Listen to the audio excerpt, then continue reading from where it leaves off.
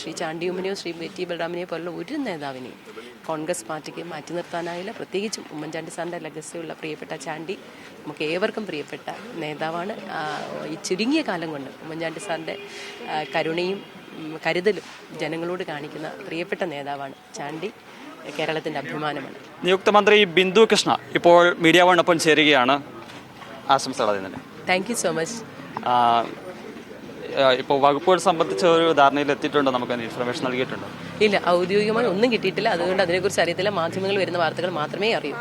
ഇത്തവണ മന്ത്രിസഭയിലേക്ക് കൂടുതൽ സ്ത്രീകളുണ്ട്, പ്രാതിനിധ്യമുണ്ട് അല്ലേ? അതൊരു വലിയൊരു പോസിറ്റീവായിട്ടുള്ള. തീർച്ചയായും കേരളത്തിലെ കോൺഗ്രസിൽ ഇതുവരെ ഒറ്റ വനിതാ മന്ത്രി മാത്രമേ ഉണ്ടായിരുന്നു. ഇപ്പം 3 പേർ വിവിധ പൊസിഷനുകളായിട്ട് കടന്നു വരുന്നു എന്നുള്ളത് ഈ വേളയിൽ മുൻകാലങ്ങളിൽ കോൺഗ്രസിൻ്റെ മന്ത്രിമാരായിരുന്ന മുതിർന്ന എം കമലം, ശ്രീമതി MT പത്മ, അതുപോലെ ശ്രീമതി PK ജയലക്ഷ്മി അടക്കമുള്ളവർ അവരെ ഓർക്കുകയാണ്. ഇപ്പോൾ അന്നൊക്കെ ഒരു വനിതാ മന്ത്രി വന്നെങ്കിൽ ഇന്നിപ്പോൾ ക്യാബിനറ്റ് റാങ്കിലേക്ക് 3 വനിതകൾ വരുന്നു എന്നുള്ളത് ഏറെ അഭിമാനകരമാണ്. പല ആളുകളും ക്യാബിനറ്റിൽ പ്രതീക്ഷിച്ചിരുന്ന ആളുകൾ, ഉദാഹരണത്തിന് ചാണ്ടി ഉമ്മനും അതോടൊപ്പം VT ബലറാമൊക്കെ, അവരൊക്കെ നിരാശപ്പെടുത്തുന്ന ഒരു ാണ് വന്നിരുന്നത്. തീർച്ചയായും അവരൊക്കെ ആകുമെന്ന് പ്രതീക്ഷിച്ചിരുന്നു. ഈ 102 MLA പ്രത്യേകിച്ച് കോൺഗ്രസിൻ്റെ 63 MLA അവരവരുടെ മേഖലകളിൽ കേരളത്തിന് പുറത്ത് കഴിവ് പ്രകടിപ്പിച്ചവരാണ്. തീർച്ചയായും അവസരങ്ങൾ കിട്ടേണ്ടതാണ്. പക്ഷെ പരിമിതമായ നമ്പർ ആണല്ലോ.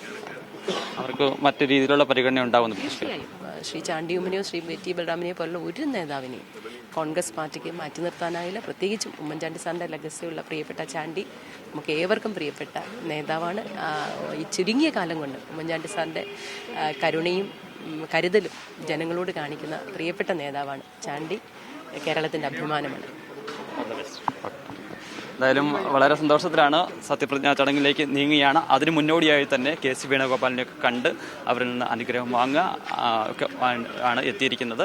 അല്പസമയത്തിന് തന്നെ സെൻട്രൽ സ്റ്റേഡിയത്തിലേക്ക് ബിന്ദു കൃഷ്ണ മടങ്ങുകയും ചെയ്യും. ക്യാമറമാൻ ജയ്സൽ ബാബുവിനൊപ്പം സിജോ വിജോൺ, മീഡിയ 1.